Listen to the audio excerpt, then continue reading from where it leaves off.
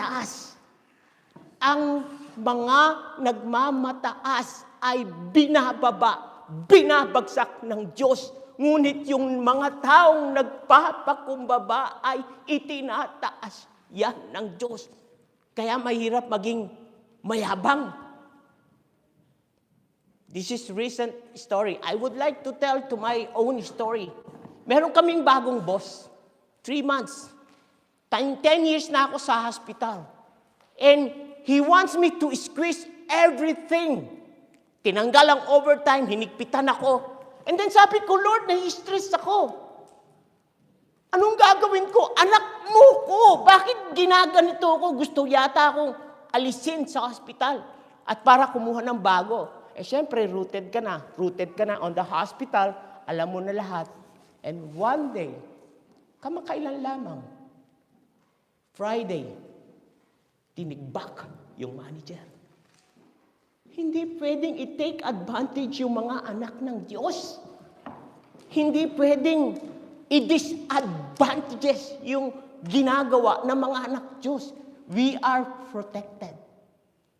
Yun ang pribilehiyo ninyo at ako sapagkat tinubos tayo ng banal na dugo ni Kristo.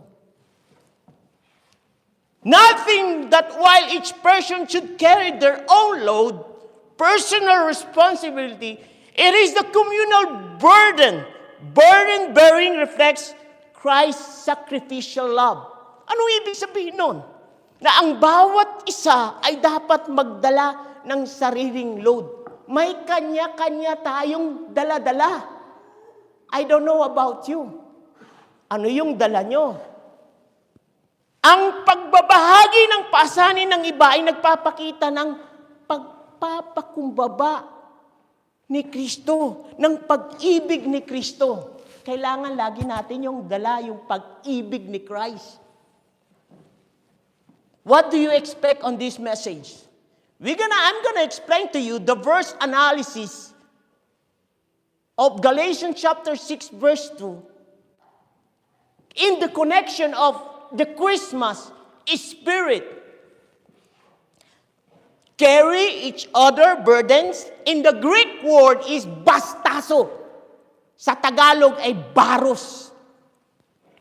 Ito po ay nangangahulugan na implies bearing a heavy load, like helping someone with overwhelming weight. Magtulungan kayo sa pagdadala ng pasanin ng bawat isa. Mabigat ba? Pagsama-sama tayo magdadala ng pasanin ng bawat isa, at least nakakagaan. Sige, buhatin mo ito mag-isa, dalhin mo ron sa loob ng storage. Napakabigat. Sama-sama. Together tayo magpasan. Magdalahan kayo ng mga pasanin ng isa't isa. Para bang si Sharon Cunete, pasan ko ang daigdig. Pinanood namin kagabi, ano ba meron dyan? 2 hours movie. Oh my. Nag-enjoy kami. Pasan ko ang daigdig. Ang hirap. Burdens, emotional, spiritual, practical struggles, grief, sins. Ito ay nagpapahiwatig ng tulong ng isang tao. Tulong mo, kapatid, na labis, na bigat na dinadala ng iyong kasama, ng iyong kaibigan, ng iyong kapatid, tulad ng emosyonal, spiritual, o practical na problema. Gaya ng kalungkutan, kasalanan, kahirapan, o pag-uusig. Ito po ay naghihikayat ng aktibong pagdamay. Hindi yung wala akong pakialam. Mali yun. Unlock your family love language. Sa mag-asawa, di ba? Meron bago ngayon. Lalo na in the winter season, pag mag-asawa, pag nagkasakit, ano yung mabisang gamot? Sabi nila, Kispirin. Yan. At Yakapsul. Pero may bago ngayon. Ang mabisang gamot daw sa asawang babae ay paracetamol. Pakitaan mo lang ng pera yan. Oh, magaling na ako. Lalo na dollar. And in this way, you will fulfill the law of Christ. It is not about earning salvation, but demonstrating it through action. Through action. The entire law is fulfilled, keeping one command. Love your neighbor as yourself. Sa gayong paraan, matutupad natin ang utos ni Christ. Ang pagtupad ng utos ay nangangahulugang pagsubaybay ng pag-ibig ng pinakadakilang utos ng Diyos. Ibigin mo ang iyong kapwa tulad ng iyong sarili. Now, the kingdom of God and Christmas is a central theme through the Bible. Ang kaharian ng Diyos ay soberenya ng Diyos sa lupa na nagsisimula sa pagdating ng hari ng mga hari ng mga Hudyo, ang Panginoong Diyos, ang hari ng Kapaskuhan ito. Ito ay nagdudulot ng pag-asa sa gitna ng kahirapan. Ito ay nagdudulot ng kapayapaan sa gitna ng kaguluhan. Pagmamahal na walang hanggan na nais ng Diyos sa ating buhay. Ang ibig sabihin ng Pasko ay pag-asa, kapayapaan, pagmamahal. Ayaw ng Diyos ng galit, ng hinanakit, ng kanya-kanya, ng kanya-kanyang bukod-bukod. Gusto niya pagsasama. Ang pagdating ng Diyos, ang pagdating ni Jesucristo, His arrivals mark in inauguration of this kingdom, fulfilling the prophecies, bringing hope, love, salvation to the world. Around the world. How many is the population of the world today? 8.3 billion population. Pero sa Pilipinas, 100 billion insertion, billion, corruption. Nakalulungkot. Sana itong Pasko, ang dalangin ko, meron nang makulong. Malapit nang magpasko, meron na bang nakulong na malaking isda? Oo. Ang hirap bilangin nun. Pag nagkamali ka ng isa, back to zero, from the top, bilang ulit. Ang hirap magbilang nun. Ang nalaman ko na ang 1 milyon ay 1 kilo. Nalaman ko lang na kaya pag meron kang 10 milyon, may 10 kilo ka. Pag wala kang 1 milyon, hanggang gramo ka lang.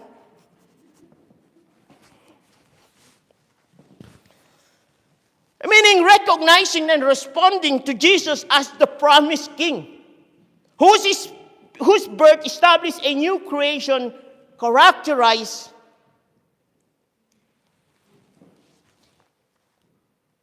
ang pagkilala sa ating Panginoong bilang isang hari ay nagdadala ng pag-asa, pag-ibig at hustisya sa mundo.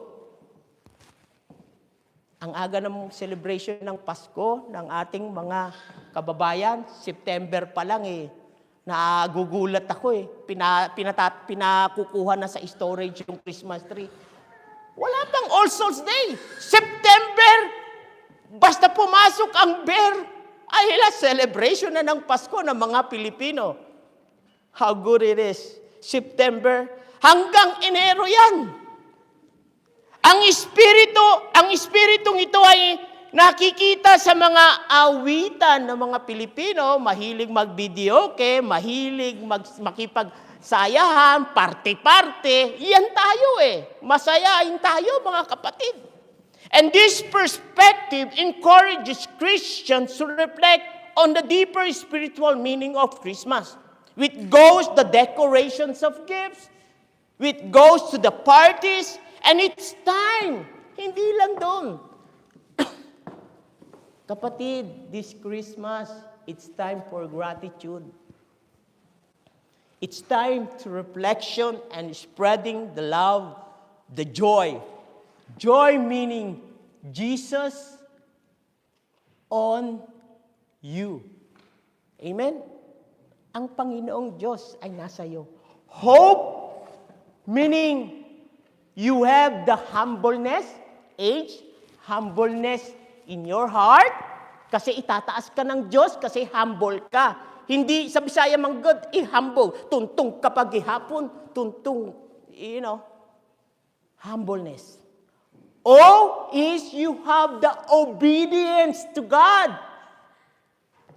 And P is you have a prayerful heart.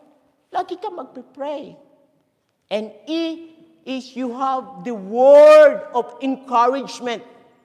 Hindi yung discouragement, encouragement. Connecting the kingdom spirit with the Galatians chapter 6 verse 2. The Christmas reflections is Jesus. What is your desire? Your desire is to inspire other people, to encourage other people. And the instruction is carry each other's burdens. And in this way, you will fulfill the law of Christ. It is aligned perfectly with the kingdom spirit, the spirit of Christmas. The law of Christ is fundamentally about the love, the service, and embodying the values of God's kingdom. The spirit of Christmas often involves the goodwill, the giving, and the sense of community. It transforms this action into expressions that we love Christ. This is the manifestation that we love Christ during this Christmas seasons, brothers and sisters. Carrying one another's burdens becomes a tangible way. Kailangan tangible, hindi intangible. Kailangan nakikita sa gawa. Actions speaks louder than words. And faith without deed is dead. Kikilos tayo. Hindi lang tayo uupo. Kailangan mananalangin tayo. Nagiging aktwal na pamumuhay natin hindi lamang sa mga parol, sa mga simbang gabi, sa mga bagay na mga awitin. Pasko na naman, o kay tuli. Ang Pasko ay sumapit. Hindi lamang sa mga bagay na yon, kundi sa pagiging instrumento ng Diyos upang magdala ng pagbabago sa lipunan. Kaya yung mga Gen Z, kaya yung mga millennial, kumikilos sila. Ayaw nila. It is the matter of expression, freedom of expression. Kami, mga millennial, sila yung mga future ng bansa ng ating sinilanganan. Ngunit kailangan kumilos. Sino pa ang kikilos? Sino pa ang maghahayag ng kanilang saloobin sa kanilang mga puso? Papayag na lang ba sila na ibulsa ang kaban ng bayan para sa kanilang kapritsyo? Ipanalangin po natin. Malaki po ang problema. Ngunit ang mensaheng ito ay nais ko po na abutin natin yung ating mga mahal sa buhay. Ipanalangin natin yung mga tao, yung mga evildoers na i-rebuke po natin. Ang mga taong yun na magkaroon ng takot, hindi lamang takot, kundi banal na takot sa mga pinagagawa sa ating bansa. Peace on earth will come to stay when we live Christmas every day. Ang sarap gawin natin, Pasko araw-araw. Ano po? Bakit? Kasi pag araw-araw Pasko, araw-araw, masaya. Araw-araw, maramdaman natin yung pagmamahalan, yung kapayapaan mula sa ating Diyos. May 3 po akong punto. Reflection of kingdom spirit in Christmas. It is the manifestation, una, empathy and compassion. When you say empathy, meron po tayong pakikiramay. Hindi lamang po tayo sa patay nakikiramay. Kasi patay na yun eh. Ang kailangan natin, makiramay tayo sa buhay. Sa tao. Meron pa tayong tinatawag na malasakit sa kapwa. Kaya napakaganda nung sinasabi ng ating pastor telling us about kapwa-tao. Sincere care. Hindi lamang caregiver, pero merong sincerity. It's not just a job. It's a job coming from the heart. Sincere care. Hindi yung pakitang tao. Hindi yung selfish.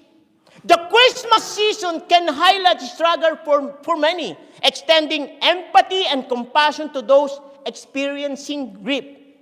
Yung bang nahihirapan, ito po ang totoo.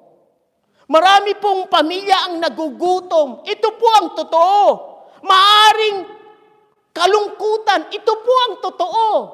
Ngunit ano po ang parte natin? Sa Galatians chapter 6:2 na sinasabi na, carry each other's burden. Ano may tutulong mo? O marahil, ikaw yung dapat tulungan. Ano ang pipiliin mo? Ikaw yung tutulungan o ikaw yung tutulong?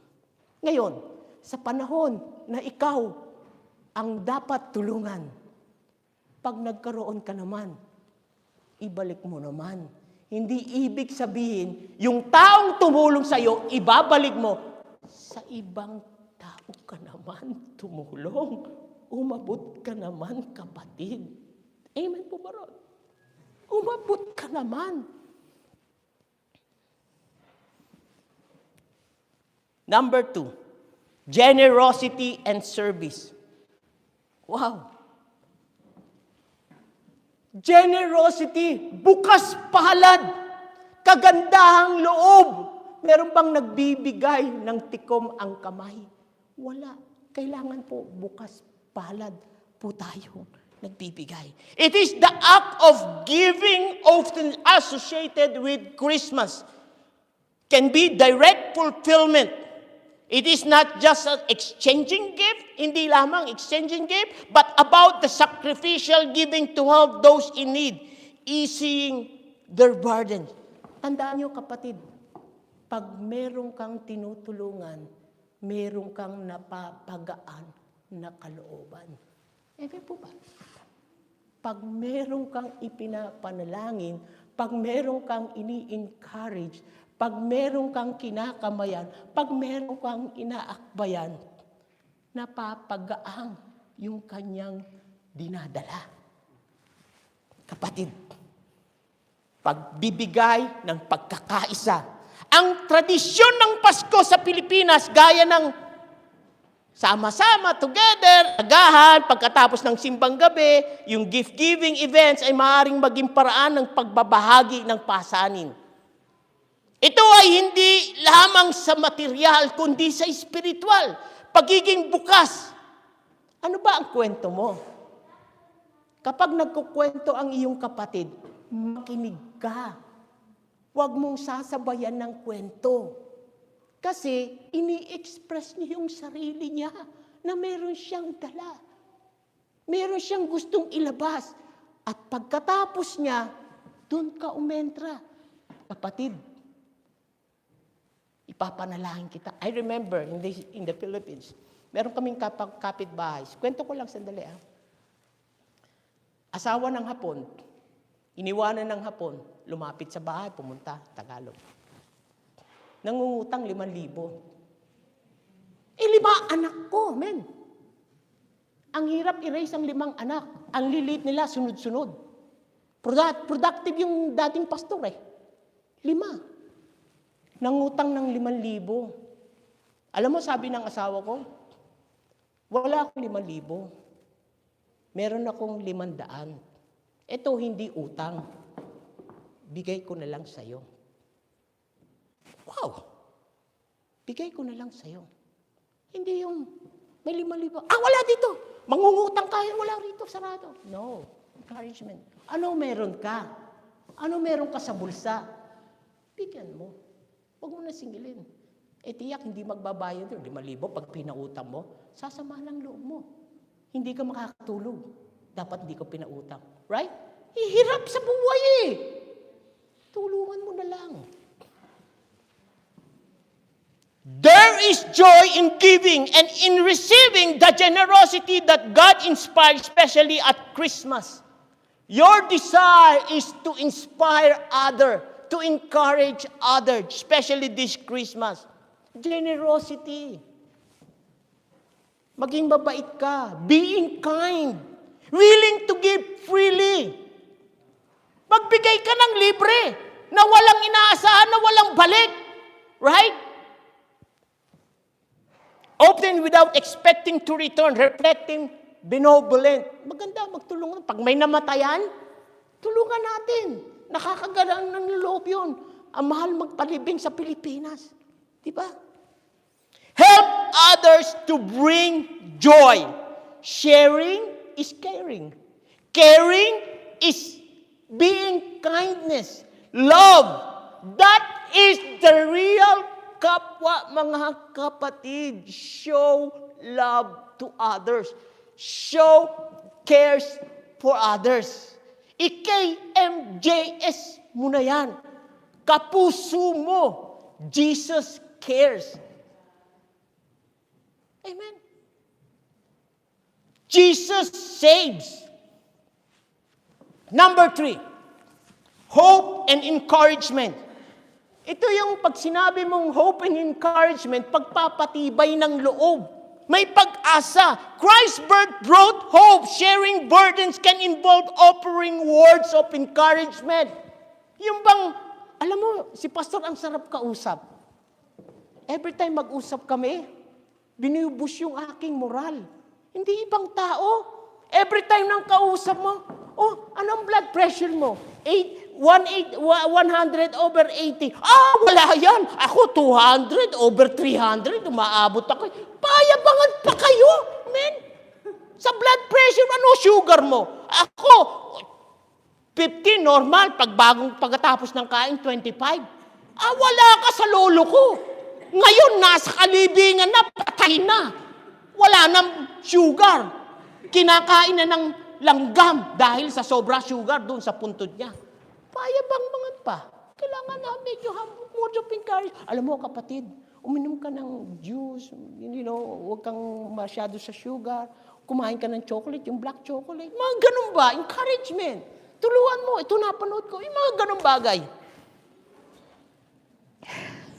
It's the kingdom spirit in the spirit of meaning, ang ibig sabihin po na yan, means actively living out the teaching of Jesus. Ano bang tinuturo ni Jesus? Not all about money, but encouragement of words and prayers.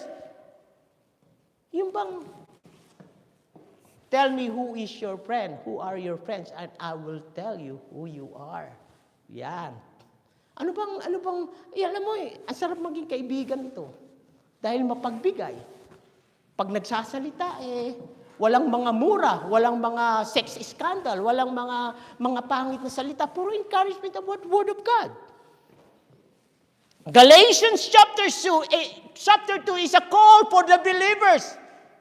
This is call for us to love, to serve, and to support one another as a reflection of God's reign and the profound grace demonstrated to Christ. Serve one another, mga kapatid. Because the spirit of Christmas is the spirit of love. It is the spirit of generosity and goodness. May the spirit of Christmas be with all you all round. Ito po yung may kabutihan, may kaligayahan, may moral excellence, may virtue, may goodness of Christ.